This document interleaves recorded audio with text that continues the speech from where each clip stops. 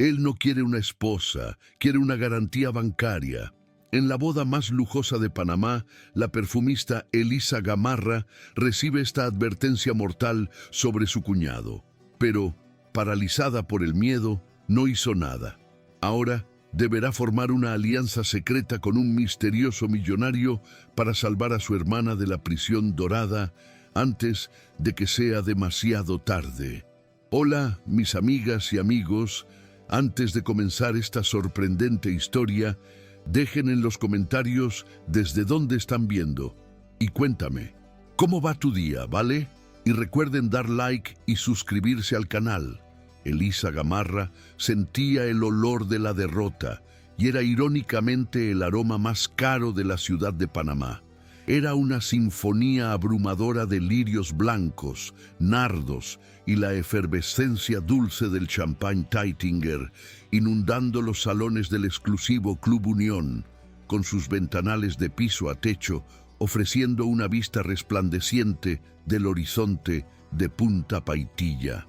Este era el mundo de su hermana, Isabela, la hija perfecta, la que siempre tomaba decisiones seguras y rentables.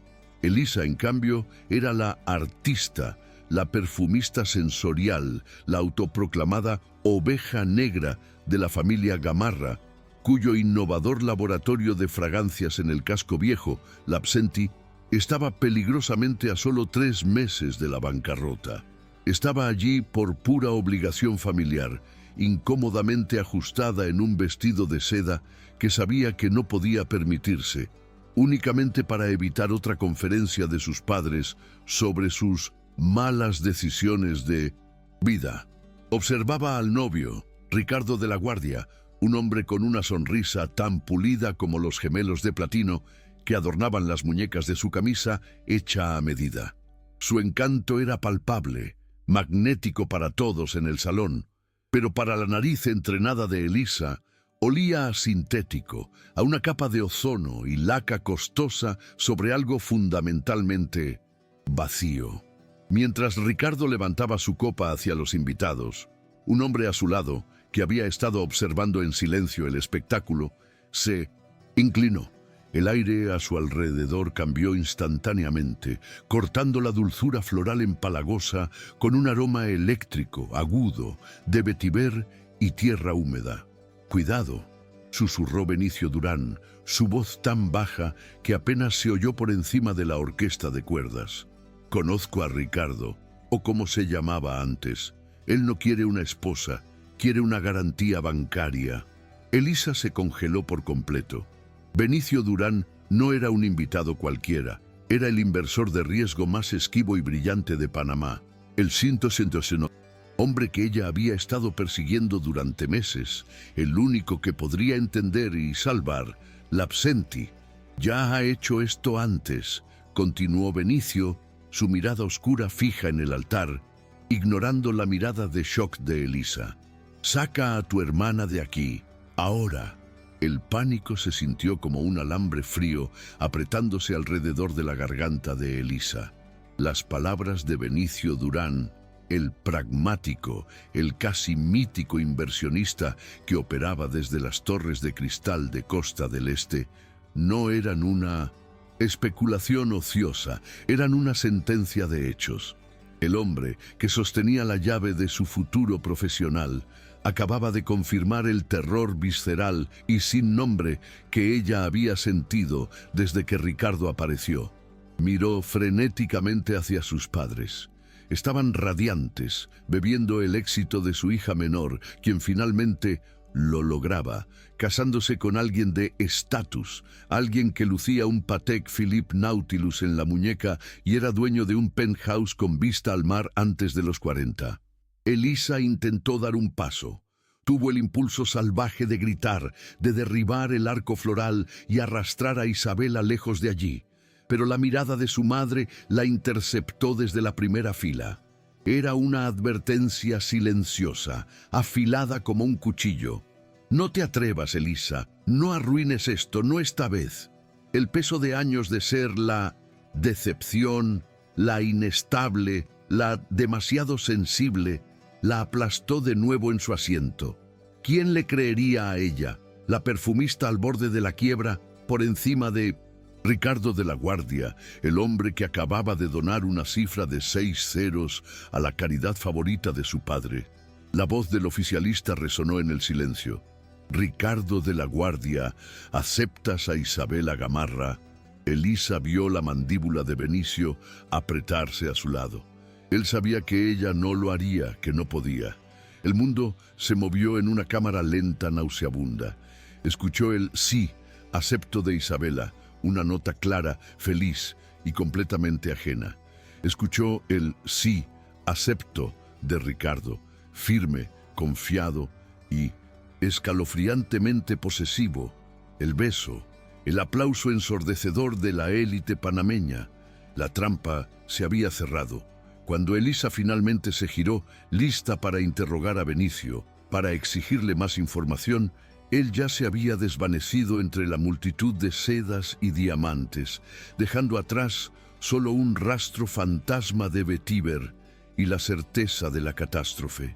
Pasaron 3 semanas de un silencio antinatural, roto solo por las publicaciones hipercuradas de Isabela en Instagram desde una suite sobre el agua en las Maldivas. Cada foto un estudio de felicidad escenificada. Cada toma era impecable. Isabela sonriendo con un horizonte azul turquesa. Ricardo siempre con su brazo posesivamente alrededor de su cintura. Sus sonrisas perfectamente calibradas para la envidia social. Elisa envió mensajes de texto cautelosos. Se ve increíble, Isa. Diviértete. Llámame cuando vuelvas. Pero solo recibió emojis de corazón y respuestas genéricas a cambio. Finalmente, recibió una invitación, formal por correo electrónico. Cena de bienvenida en nuestro nuevo hogar. El hogar era un apartamento de cristal y acero, en el edificio más nuevo y exclusivo de Punta Paitilla. Una verdadera fortaleza de seguridad biométrica, conserjes uniformados y ascensores privados que se abrían directamente en el vestíbulo del apartamento. Cuando Elisa entró, el aire acondicionado estaba tan bajo que le puso la piel de gallina. El lugar era vasto, minimalista y frío, y olía a mármol nuevo, cuero, italiano recién curado y potentes productos de limpieza con olor a limón. No había ni rastro de Isabela, ni un libro desordenado, ni una foto personal, ni el aroma de su café favorito. Era el showroom impecable de Ricardo. Isabela apareció, no corriendo a abrazarla como solía hacerlo, sino deslizándose en la habitación con una gracia contenida. Estaba visiblemente más delgada, su cabello rubio, usualmente vibrante y salvaje, estaba recogido en un moño severo y apretado.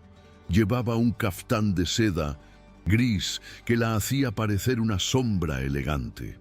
Elisa, qué sorpresa. Su voz era un susurro monótono, completamente vacío de su antigua chispa y alegría. Ricardo estaba justo detrás de ella, su mano en la nuca de Isabela, un gesto que pretendía ser afectuoso en público, pero que, en privado, parecía terriblemente controlador. Mi amor, tu hermana vino a vernos. Qué amable, con lo ocupada que debe estar en su pequeña tienda de perfumes. Elisa, ignorando el veneno calculado en el tono de Ricardo, se acercó para abrazar a su hermana, un acto que era tanto instintivo como investigativo. Su nariz, su herramienta más confiable y su mayor maldición, se activó de inmediato, analizando las capas de aroma.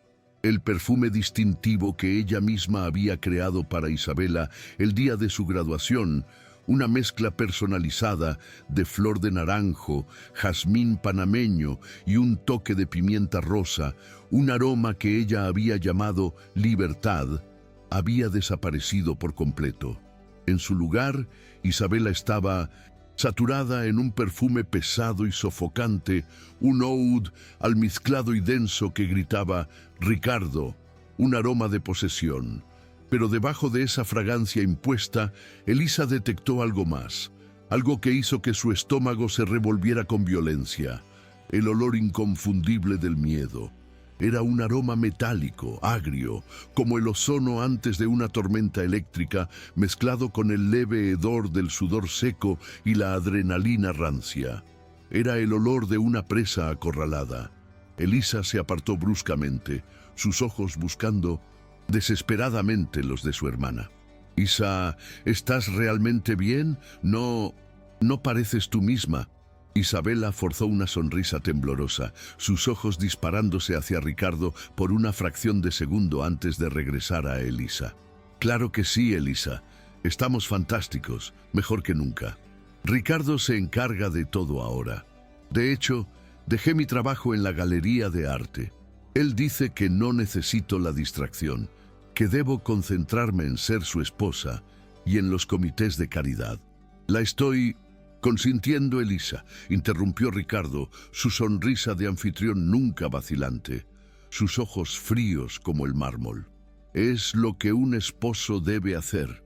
El trabajo de Isabela es ser la anfitriona perfecta para mis socios». Mientras hablaba, Isabela levantó la mano para tocarse el cabello, un gesto nervioso, casi un tic, y la manga ancha de seda del caftán se deslizó hacia atrás. Elisa contuvo el aliento. En la delicada piel de la muñeca de Isabela, justo debajo de una nueva y deslumbrante pulsera de 1900 diamantes de Cartier, el objeto ancla, había una mancha oscura y violácea, un hematoma inconfundible, en forma de dedos. Isabela rápidamente bajó la manga, sus mejillas sonrojándose de vergüenza. Pero el daño estaba hecho. La prisión dorada tenía sus primeros barrotes visibles. Elisa salió del apartamento de lujo en Punta Paitilla sintiendo náuseas, el recuerdo del olor a lirios de la boda ahora permanentemente manchado por el olor metálico a miedo de su hermana. Condujo su modesto Kia de vuelta al casco viejo, el vibrante y bohemio barrio histórico donde su laboratorio, Labsenti, luchaba por sobrevivir entre las galerías de arte y los nuevos cafés de moda. El contraste entre la riqueza estéril y fría de Ricardo y la caótica y aromática realidad de su propia vida era discordante. El laboratorio era su santuario, un espacio lleno de botellas de vidrio ámbar, matraces de destilación, tiras de prueba de fragancias y el aroma compuesto de cientos de extractos puros, sándalo de la India, haba tonka de Brasil y el precioso y raro aceite de jazmín de las tierras altas de Chiriquí. Pero también era la prueba de su fracaso a los ojos de su familia. Las pilas de facturas impagadas en su escritorio eran un testimonio de la desaprobación de su padre. «Si tan solo hicieras algo normal, Elisa», le había dicho 1000 veces. Ahora, la visión del moretón en la muñeca de Isabela eclipsaba por completo sus propias preocupaciones financieras. ¿Cómo podía preocuparse por el alquiler del local cuando su hermana estaba visiblemente en peligro? Estaba limpiando un derrame de aceite de pachulí, sus manos temblando de una mezcla de rabia e impotencia, cuando el zumbido agudo de la puerta principal la sobresaltó. Eran más de las 10 de la noche. Nadie venía a verla tan tarde. A través del intercomunicador, la misma voz baja y resonante de la boda, inconfundible. «Señorita Gamarra, soy Benicio Durán. Tenemos que hablar». Abrió la puerta y él entró, un monolito de calma y control en medio de su caótico taller creativo. Benicio Durán en persona, vistiendo no el smoking de la boda, sino un pantalón de lino caro y una camisa de algodón oscuro perfectamente planchada, sin corbata, pero de alguna manera luciendo más imponente que cualquier hombre en traje. Su olor característico a vetiver y ozono se sintió como una advertencia, pero también como algo sólido, real, un ancla en su pánico. Él miró alrededor del laboratorio, sus ojos evaluando los destiladores de cobre y las estanterías de materias primas con una curiosidad genuina. «Un lugar impresionante», dijo, su voz sin inflexiones. «Es una pena que esté a punto de quebrar». Elisa se irguió, la ofensa superando momentáneamente su sorpresa. Si ha venido a burlarse de mí o a recordarme mi fracaso, he venido porque usted y yo somos las únicas dos personas en esta ciudad que sabemos quién es realmente Ricardo de la Guardia. La interrumpió él, su pragmatismo cortante como un bisturí. Y he venido porque usted olió el miedo en su hermana hoy.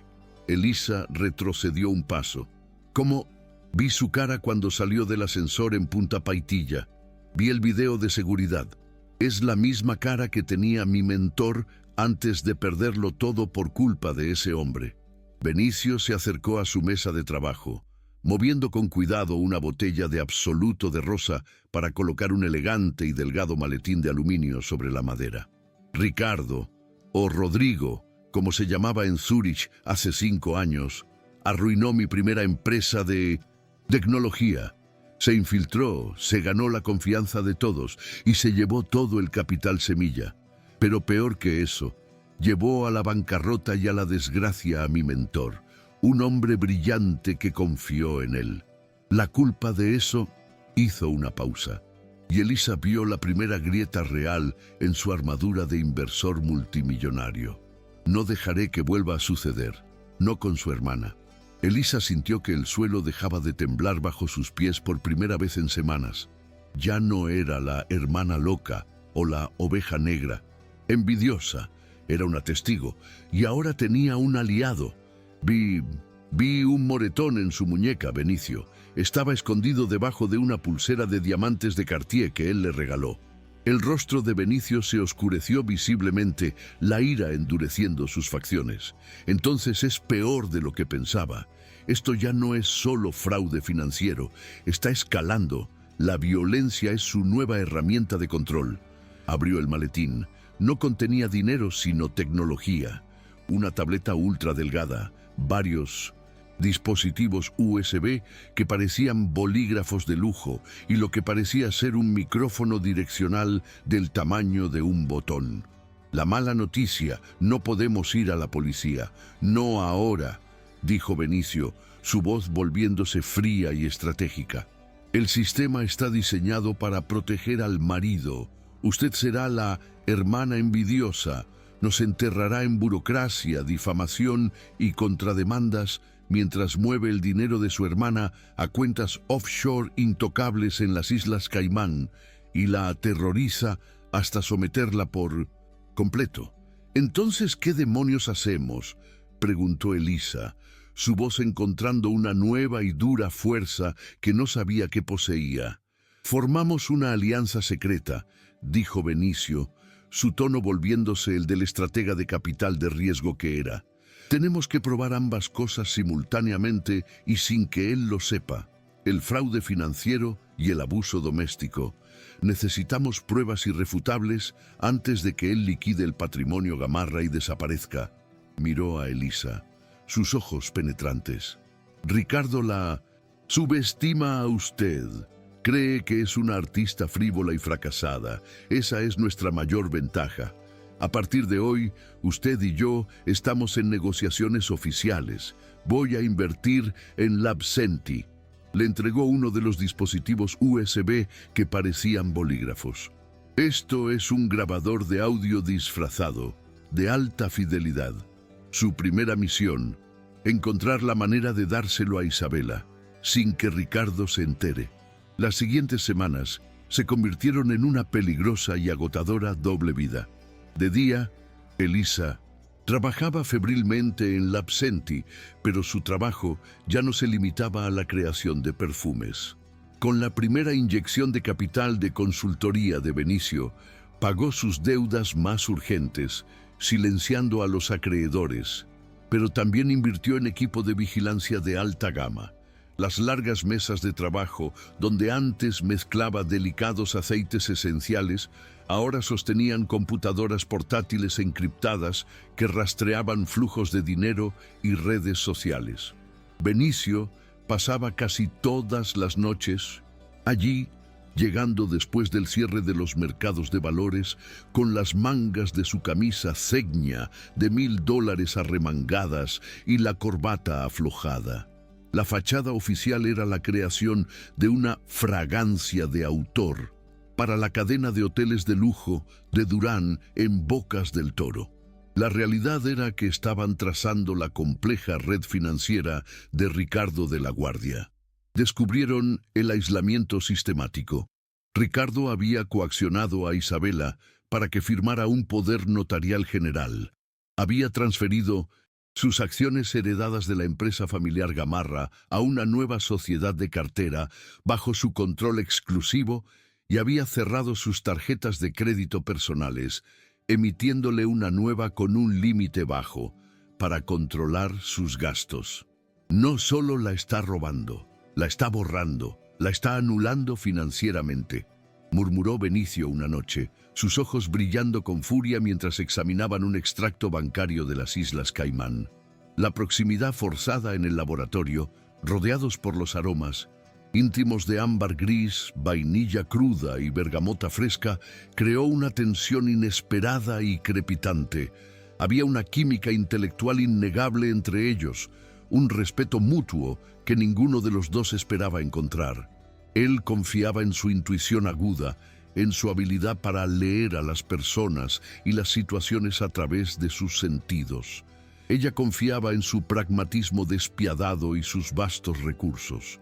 Una noche, mientras analizaban una llamada telefónica intervenida, una legalidad gris que la firma de seguridad privada de Benicio manejaba, sus manos se rozaron sobre el teclado. «Hueles a vetiver», dijo ella en voz baja, más una observación que una declaración. «Es lo único que uso», respondió él, su voz un poco más profunda sin apartar la mano.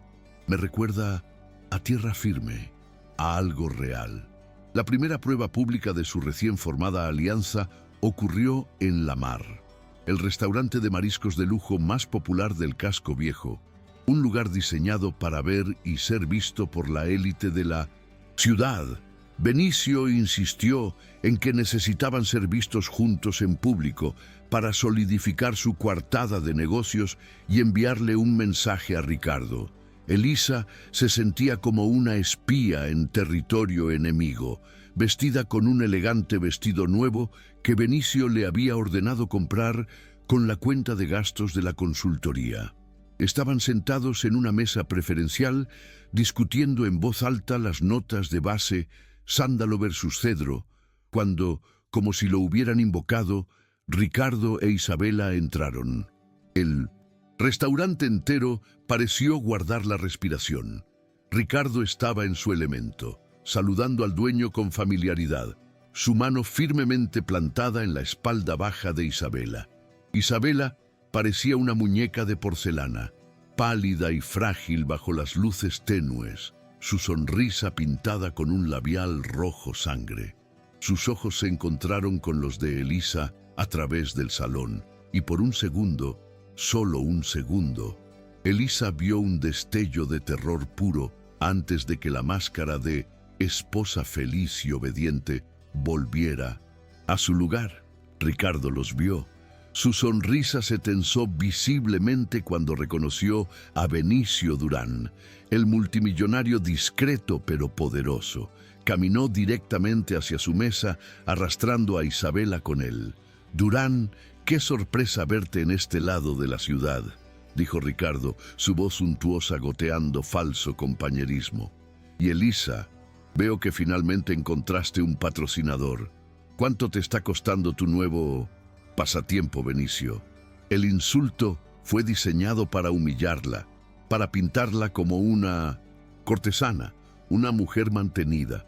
Elisa sintió que la sangre le subía a la cara, pero Benicio fue más rápido, más frío. Se puso de pie lentamente, su presencia física y su calma mucho más imponentes que la falsa grandilocuencia de Ricardo. «Ricardo, ¿verdad? Buenas noches. Elisa y yo estamos en medio de una negociación multimillonaria. Labsenti está desarrollando una tecnología olfativa patentada que va a revolucionar la industria hotelera. Estoy seguro de que alguien con tu experiencia entiende el valor de las inversiones disruptivas, o tal vez no». El golpe aterrizó. Ricardo palideció ligeramente, no acostumbrado a ser desafiado por alguien de su propio peso.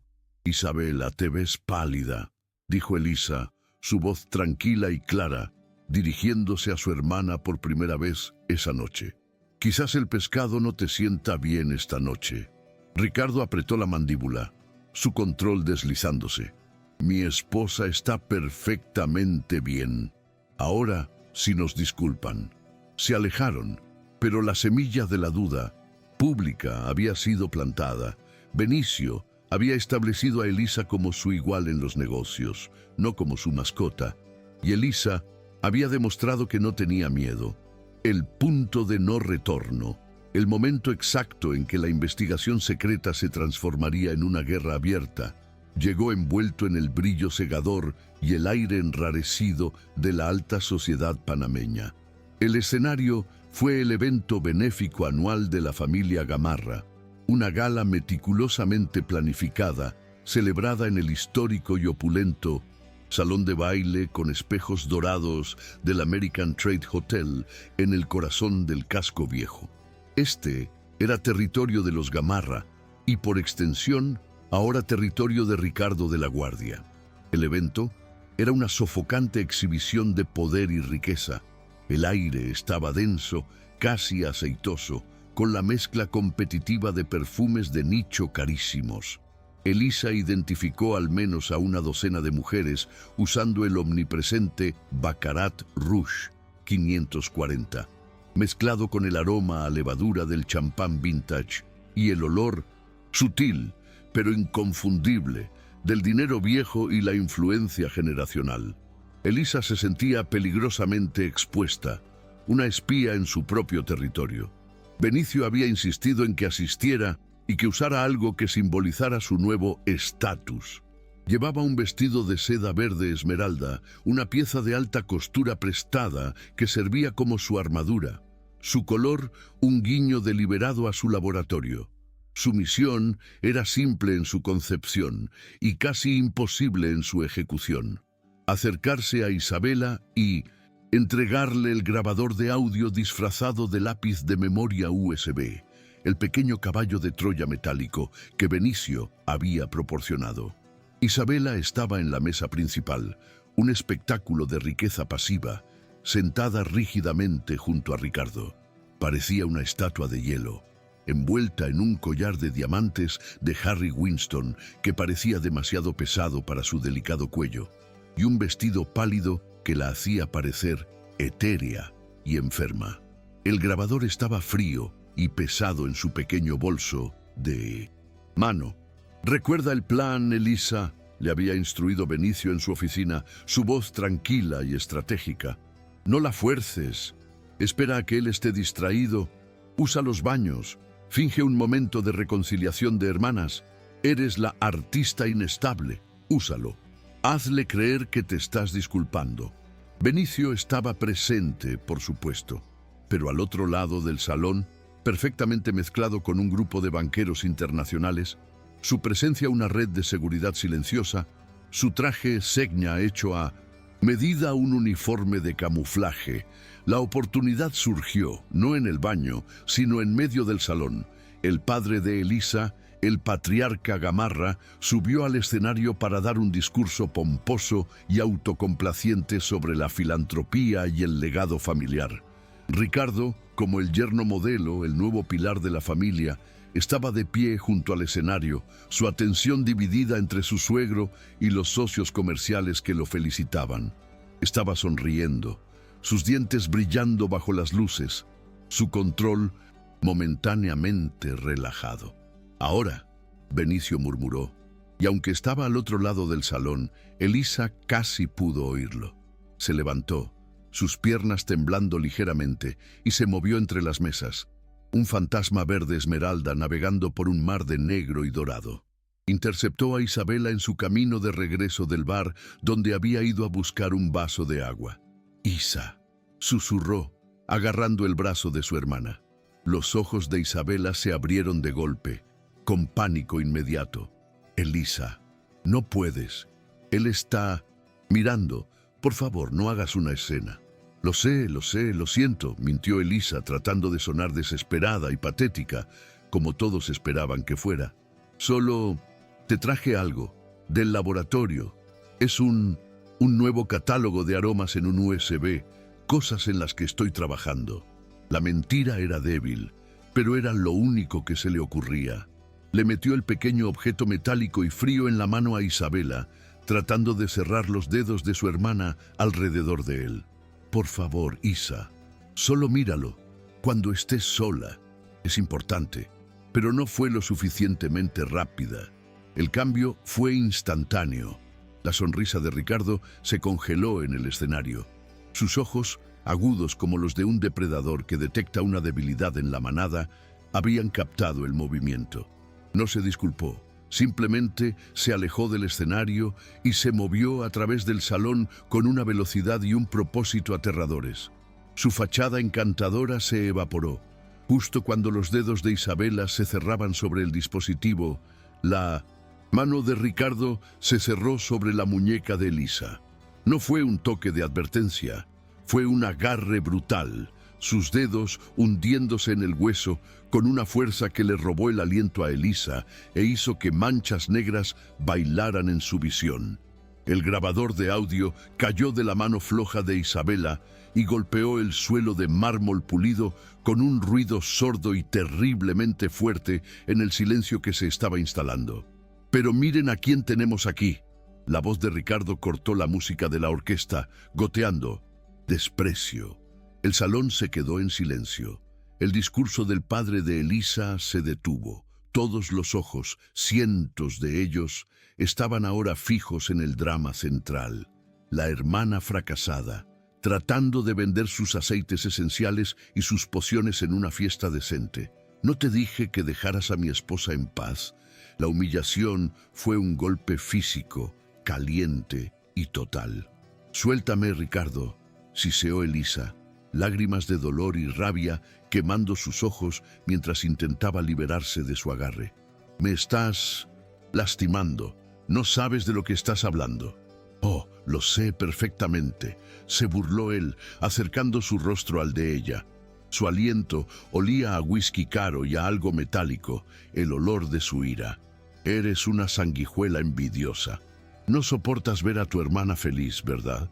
No soportas verla con un hombre que puede darle el mundo, mientras tú ni siquiera puedes pagar el alquiler de tu pequeño laboratorio». Isabela, pálida como un fantasma, paralizada por el terror, finalmente habló. Su voz, un hilo tembloroso. «Elisa, por favor, solo vete. Estás armando una escena, Ricardo. Ricardo, por favor, suéltala». Y luego, la traición final, nacida del miedo más profundo. «Elisa, él tiene razón. Solo déjanos en paz». Benicio ya se estaba moviendo hacia ellos, su rostro una máscara de furia controlada, pero Ricardo ya había ganado. Soltó la muñeca de Elisa con un empujón que la hizo tropezar hacia atrás, casi cayendo. Se agachó suavemente, recogió el USB del suelo, lo miró con una curiosidad burlona y lo deslizó en el bolsillo interior de su chaqueta Brioni. Mientras Elisa se retiraba, tambaleándose hacia la salida, con la mirada de lástima, desprecio y escándalo de toda la élite panameña, siguiéndola como un foco de vergüenza, Ricardo se inclinó para que solo ella pudiera oír su susurro, un veneno puro y helado.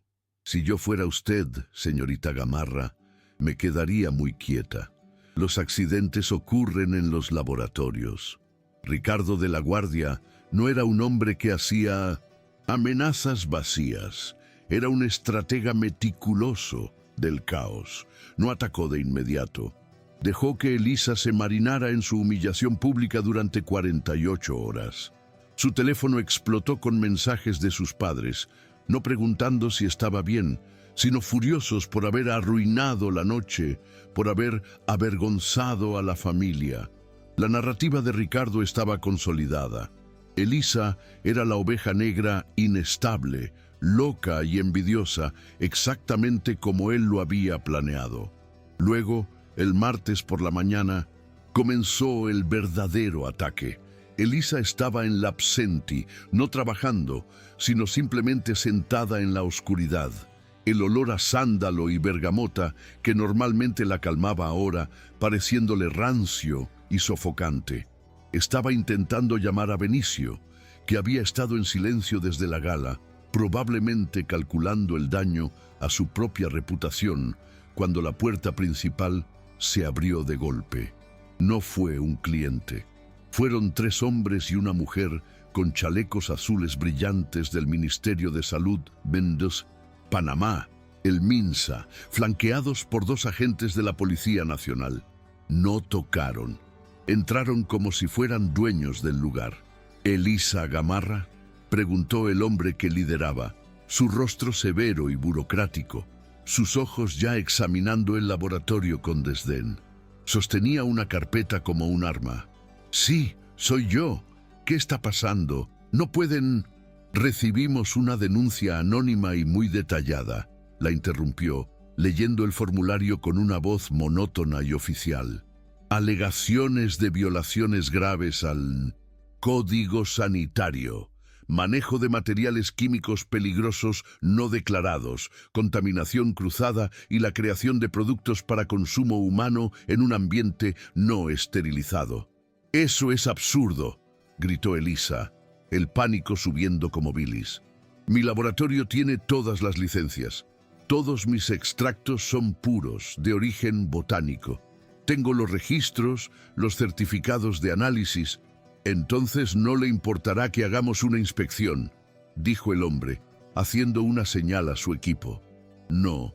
Inspeccionaron, saquearon, abrieron sus destiladores de cobre, contaminando lotes de trabajo valorados en miles de dólares.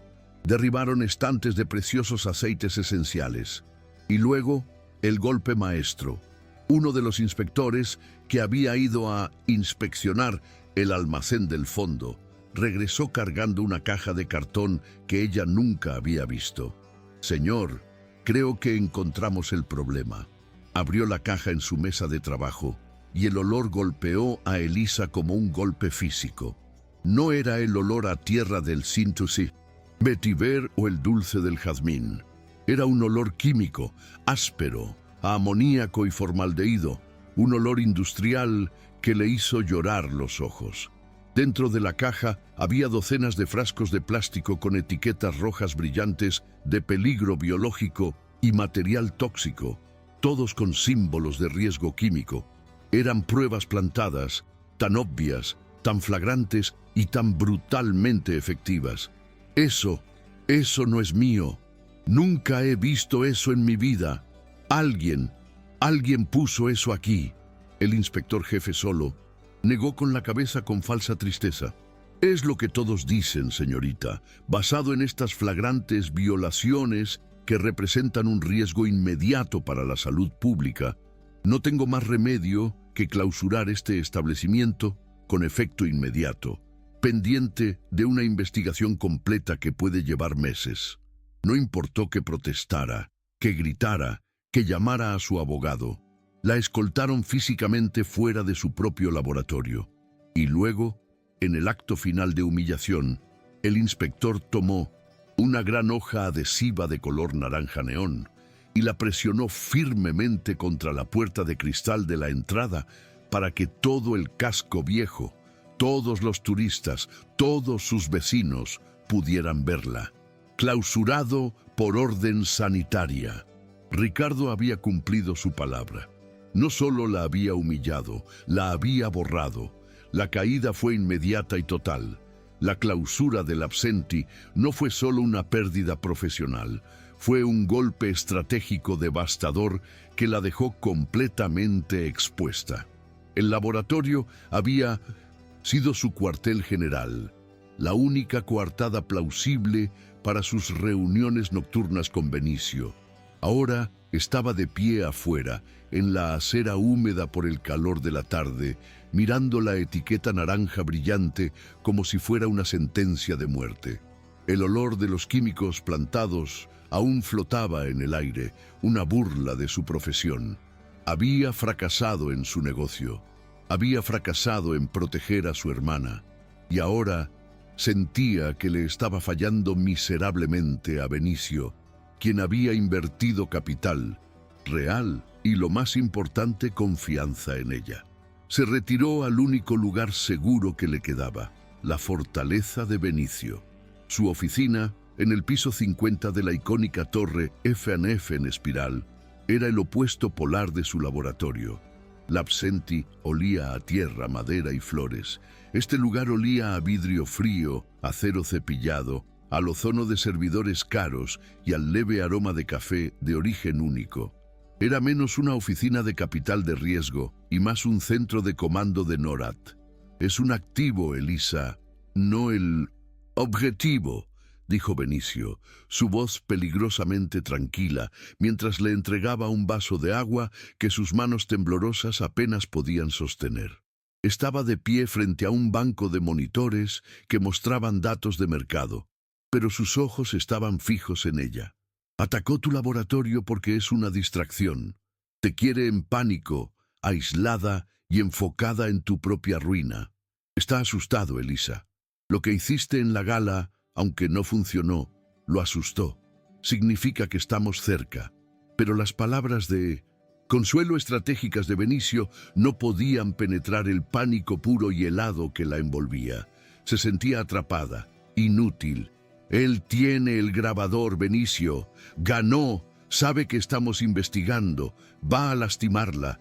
Oh, Dios mío, va a lastimarla y va a ser mi culpa. Y entonces, como si el universo conspirara para materializar sus peores miedos, su teléfono personal, el que supuestamente Ricardo no conocía, vibró violentamente sobre la mesa de conferencias de obsidiana. Era un número bloqueado, una notificación de mensaje de voz de WhatsApp. Su corazón se detuvo, presionó play. El silencio de la habitación se rompió no con la voz de Isabela, sino con el sonido de una respiración entrecortada, de un llanto desesperado y ahogado, como si estuviera escondida en un armario. Luego, la voz de su hermana, rota, aterrorizada y casi inaudible. Elisa, Dios, Elisa, tenías razón, tenías tanta razón. Hubo un sonido sordo, como algo pesado golpeando contra una pared, haciendo que Isabela gritara de susto. Encontró el grabador, Elisa, lo rompió frente a mí, vio la pulsera. Benicio tenía razón, era un rastreador. Él sabe todo, sabe que yo... Otro golpe, más cerca, el sonido inconfundible de una puerta de madera siendo pateada. Me encerró en el cuarto de huéspedes. No puedo salir. Elisa, tomó mi pasaporte, va... Oh, Dios, está en la puerta, está en la puerta. Se oyó el sonido de la madera astillándose y luego un grito agudo de Isabela. Y detrás de eso, la voz de Ricardo, ya no encantadora, ya no siseante, sino un rugido animal, distorsionado por la ira. ¿Con quién estás hablando, zorra? El sonido final fue un estallido ensordecedor de vidrio rompiéndose, un último grito ahogado de Isabela y luego nada. Solo el silencio de la estática. El silencio en la vasta y costosa oficina de Benicio era absoluto, más pesado y más fuerte que cualquier sonido. El aire estaba enrarecido, imposible de respirar. Elisa no lloró. El miedo, el pánico y el dolor se fusionaron y transmutaron instantáneamente en algo frío, duro y peligrosamente afilado. La perfumista, la artista sensible que su familia siempre había menospreciado, la fracasada que Ricardo había humillado, desapareció. En su lugar quedó una mujer con un único y singular propósito. El laboratorio no importaba, el dinero no importaba, ni siquiera importaba probar el fraude. Lo único en el mundo que importaba era sacar a Isabela de esa casa con vida. Se puso de pie, su movimiento tan brusco y repentino que Benicio, un hombre que no se asustaba por nada, dio un paso atrás, sorprendido por la quietud mortal que emanaba de ella. La va a trasladar, dijo, su voz desprovista de cualquier emoción. O peor, ese audio fue una despedida. Él ganó. Cree que ella está silenciada y que yo estoy neutralizada, pero está equivocado. Benicio ya estaba en su teléfono, hablando en códigos rápidos con su equipo de seguridad. Tengo a 2 hombres en la calle fuera de su edificio. Pueden estar allí en 1900. 5 minutos. Puedo conseguir una orden, puedo llamar al jefe de policía. ¡No!, lo cortó Elisa, su voz como el acero. Una entrada forzada solo hará que él la use como rehén. Ilegalmente, tú mismo lo dijiste, él sigue siendo su esposo, en su propiedad. Alegará que ella es inestable, que nosotros somos los intrusos. Usará el sistema en nuestra contra y ganará. No podemos salvarla con fuerza bruta. Benicio bajó el teléfono, sus ojos oscuros fijos en ella, analizando, calculando. Entonces, ¿cuál es tu plan, Elisa? Porque tu plan original de recolectar pruebas acaba de ser incinerado. Elisa lo miró fijamente, sus ojos brillando con una certeza peligrosa. Vamos a usar lo único que él valora más que el dinero de Isabela, su propio ego. Vamos a usar su arrogante necesidad de no solo ganar, sino de hacer que el enemigo se arrodille. Vamos a usar su necesidad de destruirme personal y públicamente. Vamos a usarme a mí como cebo. Benicio sacudió la cabeza. Una negación instantánea y dura. Absolutamente no. Es un riesgo incontrolado. Es un hombre violento que acaba de ser acorralado. Te matará en el momento en que te vea. No me matará si cree que tengo algo que él quiere más que mi muerte, replicó ella, su mente trabajando más rápido que nunca, las piezas encajando. Y lo que él quiere es la victoria total. Quiere el dinero y quiere las pruebas. Le filtraremos un mensaje, no a través de ti, no a través de abogados, sino a través de la única persona que él sabe que me odia tanto como él. Mi madre. Llamaré a mi madre, histérica como la fracasada que todos piensan que soy. Le diré que mi laboratorio está cerrado, que estoy arruinada y que estoy dispuesta a vender la última pieza de influencia que tengo, las pruebas originales de sus crímenes financieros que Benicio reunió. Le diré que quiero intercambiar los archivos por un pago y la liberación de Isabela. Exigiré encontrarme con él mañana en un lugar público y neutral. El banco. Benicio la observó. La incredulidad inicial siendo reemplazada por un respeto reacio. Es una trampa obvia, Elisa. La olerá. No si el cebo huele perfectamente, replicó ella, su terminología de perfumista asumiendo un nuevo significado mortal. No olerá una trampa. Olerá su victoria final. La oportunidad de tenerme arrastrándome a sus pies, de destruir las pruebas en su contra y de silenciarme para siempre, todo en un movimiento humillante. No podrá resistirse a la arrogancia de conseguir esa victoria. Has estado manejando esto como una adquisición hostil, Benicio. Pero esto es un rescate y lo haré, con o sin ti. Benicio permaneció en silencio por un largo momento, el estratega dentro de él evaluando a la nueva jugadora frente a él. Lo haremos, dijo finalmente, su voz transformándose en la de un comandante. Pero lo haremos a mi manera. Tú serás el cebo, pero yo y todo mi equipo de seguridad controlaremos la trampa. El plan era desesperado, una apuesta de todo o nada basada en la psicopatología de un solo hombre, y se puso en marcha con una precisión aterradora. La llamada de Elisa a su madre fue una actuación digna de un premio, llena del pánico, los sollozos y la autocompasión que su familia siempre había esperado de ella. «Mamá, él cerró mi laboratorio, estoy acabada, ese hombre Benicio me abandonó, dijo que era demasiado riesgo». Lloró al teléfono, sintiendo el disgusto y la impaciencia de su madre a través de la línea. Tengo archivos, cosas que Benicio encontró sobre Ricardo. No me importa, solo quiero salir de esto. Dile a Ricardo, dile que se los venderé. Dile que me dé dinero para desaparecer y que deje a Isa en paz. Que me encuentre mañana en el banco, solo.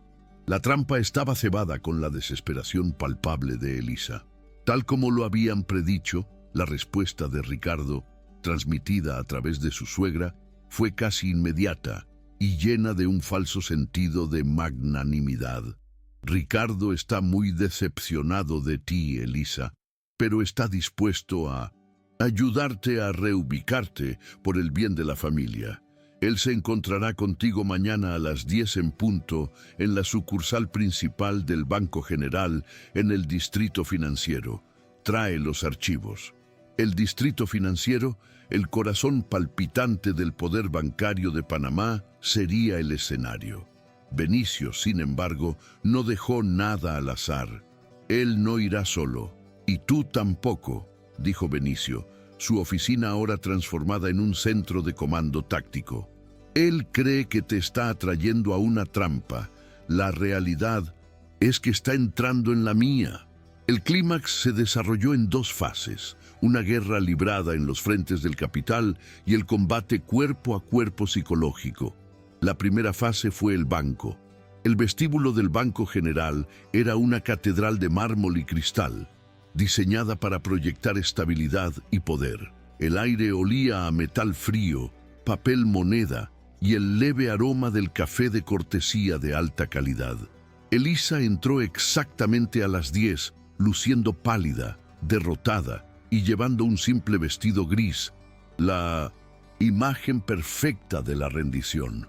Llevaba un maletín que contenía una computadora portátil y un disco duro, ambos señuelos.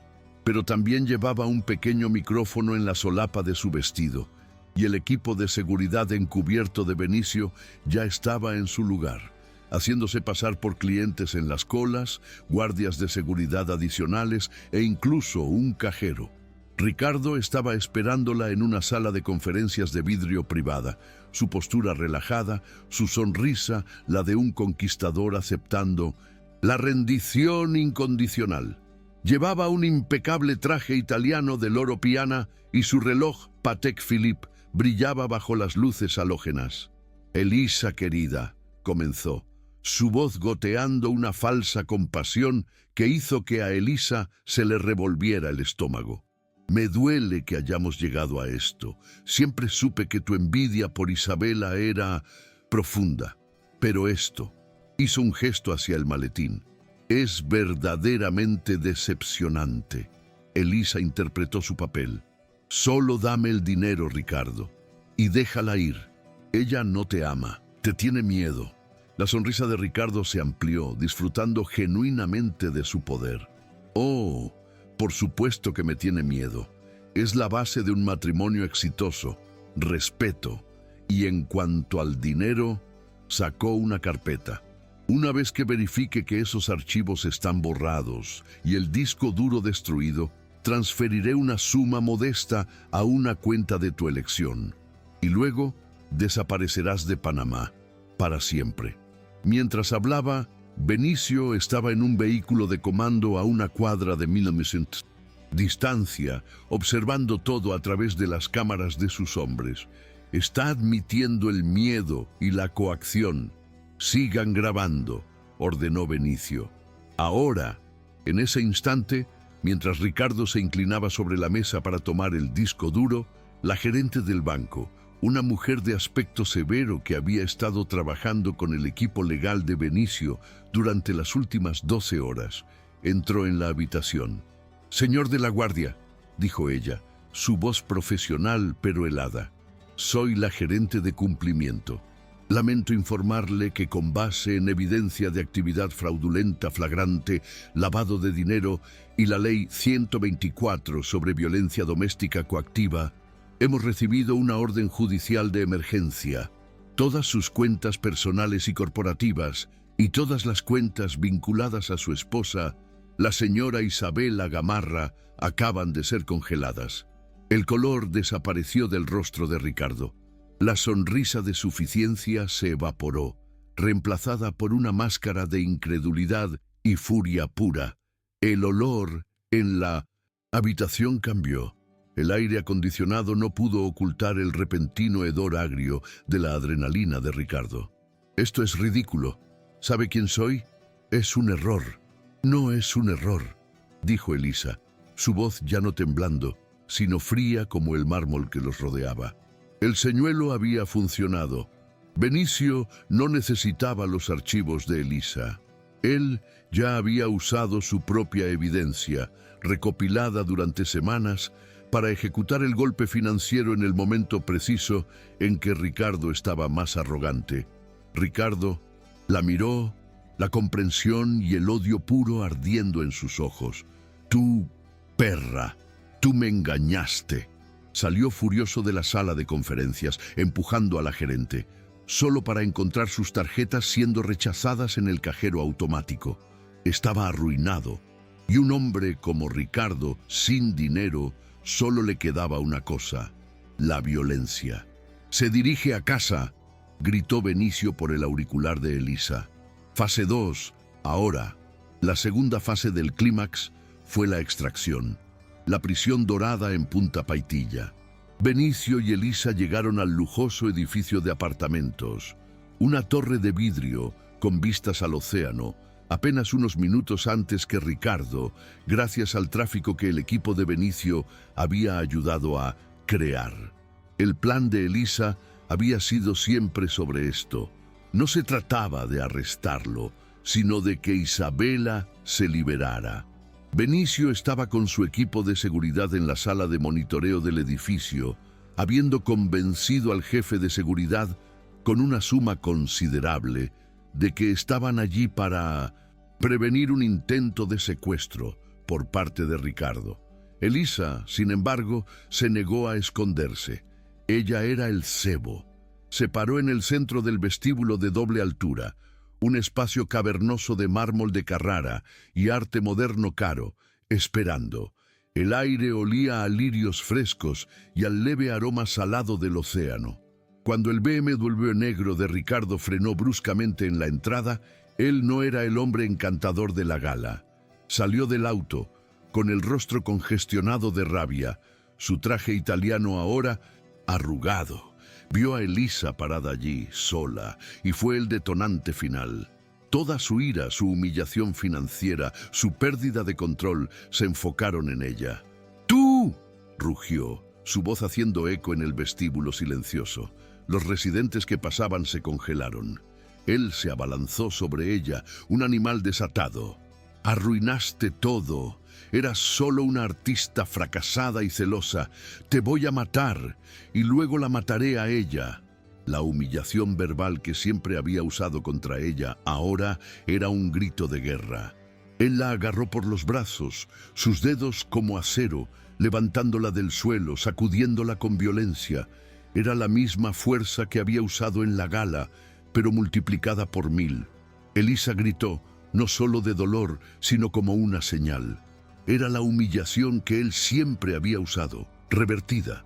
La locura ya no era de ella, era de él, expuesta para que todos la vieran. Y entonces, desde el ascensor privado que se abrió, llegó la voz. «Suéltala, Ricardo». No fue Benicio, fue Isabela. Estaba pálida, con tizón, un feo moretón floreciendo en su mejilla desde el ataque del día anterior, pero sus ojos no estaban muertos, estaban ardiendo. En su mano no había un diamante.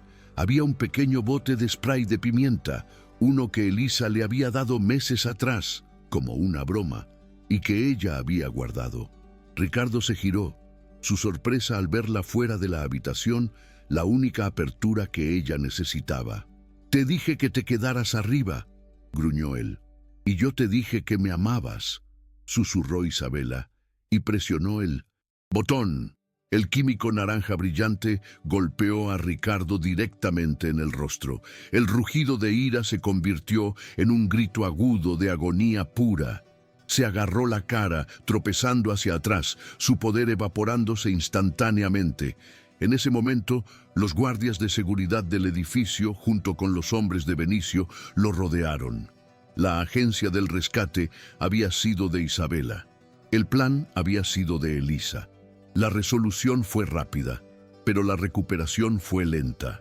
Ricardo de la Guardia fue arrestado en el acto, en el vestíbulo de su propia prisión dorada, gritando y cegado frente a los residentes que solían adularlo.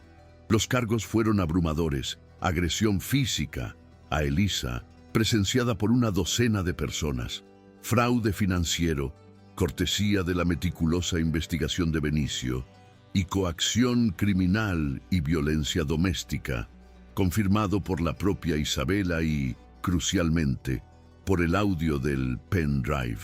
Resultó que, después de que Ricardo lo encontrara y lo rompiera en la gala, Isabela, aterrorizada pero astuta, había comprado uno idéntico y había grabado las siguientes semanas de abuso verbal y amenazas.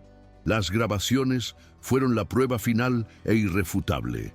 L'Absenti fue reabierto en una semana, después de que las violaciones fueran expuestas como fraudulentas gracias a la presión legal de Benicio, convirtiendo a Elisa de una paria en una víctima del sistema. La familia Gamarra, enfrentada a la humillación pública y a la evidencia innegable del monstruo con el que habían casado a su hija, finalmente tuvo que pedir perdón a Elisa. Ella no estaba segura de poder dárselo.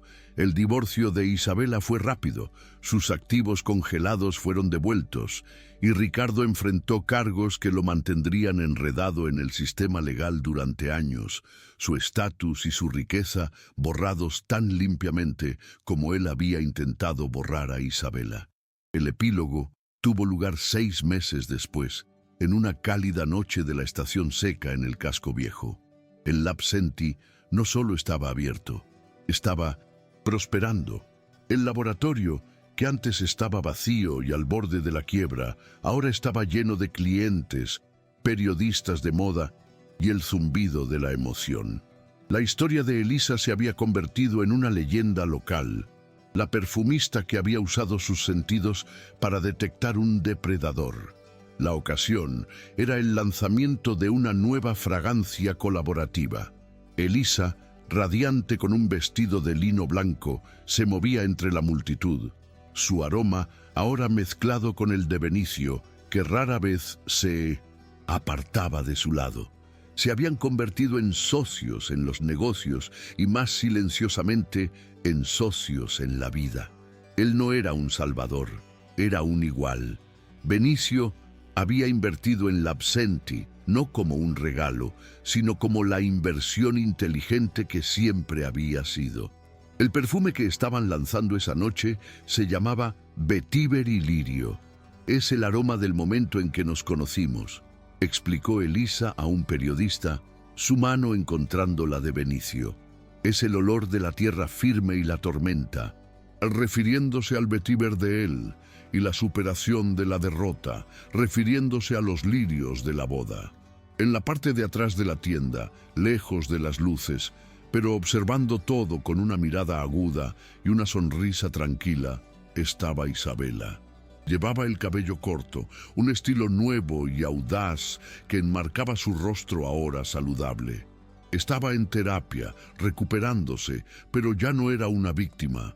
Sostenía una carpeta y revisaba las cifras de ventas. Isabela, la exesposa trofeo, había resultado tener una mente brillante para las finanzas. Ahora era la nueva gerente financiera de L'Absenti, protegiendo ferozmente el negocio de su hermana, asegurándose de que nadie volviera a aprovecharse de ellas.